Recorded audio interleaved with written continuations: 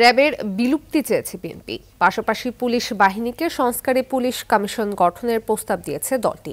দুপুরে রাজধানীর গুলশানে বিএনপি গঠিত পুলিশ সংস্কার কমিটির পক্ষ থেকে এসব প্রস্তাব তুলে ধরেন বিএনপির স্থায়ী কমিটির সদস্য মেজর হাফিজ উদ্দিন আহমেদ।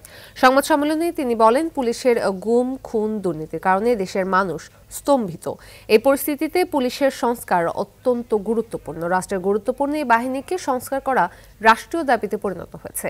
তাই উন্নত বিশ্বের সাথে তাল মিলিয়ে পুলিশ বাহিনীকে সঠিক দিক নির্দেশনা দিয়ে নিরপেক্ষ বাহিনী হিসেবে গড়ে তুলতে হবে।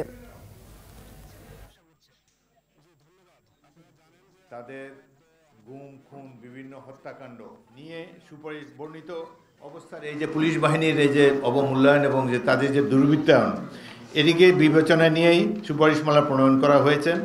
আশা করা যায় এটি বাস্তবায়িত হলে পুলিশ বিভাগের দায়িত্ব পালনের ক্ষেত্রে নানাবিধ অসঙ্গতি এবং অনেকাংশে দূর হয়ে যাবে।